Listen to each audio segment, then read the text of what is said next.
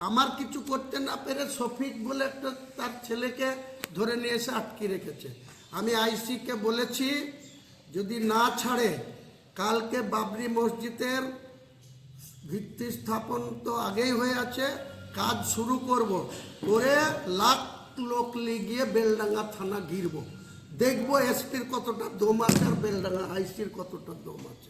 কালকেই ঘিরব বেলডাঙ্গার আইসিকে, যদি ওই শফিকের ছেলেকে না ছাড়ে। কালকে এক একটা ইট খুলবো বেলডাঙ্গা থানা, এক একটা ইট খুলে নেব, কত গুলি আছে, কটা চালাবে, আর বেলডাঙ্গা থানার ইট কালকে খুলবো। আইসির সাথে বোঝাপড়া করব, এসডিপিওর সাথে বোঝাপড়া করব কালকে। এসপি আবার আমাকে খুন করার জন্য ঠিকে নিয়ে এসছে। উনি আমার বিরুদ্ধে আমাকে খুন করার জন্য, আমি রাস্তায় গাড়িতে যা আশা করি সেটা দুজন সুপারি কিলারকে এসপি বরাত দিয়েছে যে হুমায়ুন কবিরকে গাড়ি অ্যাক্সিডেন্ট করে খুন করে দিতে হবে, কারণ হুমায়ুন কবিরের রাজনৈতিক মোকাবেলা করতে পারছে না। তাই হুমায়ুন কবিরকে এইসব করার জন্য পুলিশের এসপিকে নিয়োগ করা হচ্ছে। অপেক্ষা করুন, আজ 10ই ফেব্রুয়ারি, 28শে ফেব্রুয়ারি আসতে দিন।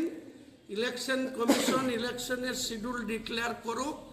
এসপি মুর্শিদাবাদ কোথায় থাকে, ওসি লালগোলা অতনু দাস কোথায় থাকে, মুর্শিদাবাদের প্রশাসন কোথায় থাকে, এটা আমার চ্যালেঞ্জ। আরো ভালো ভালো খবর দেখতে সাবস্ক্রাইব করুন বাংলা হান্টের ইউটিউব চ্যানেল।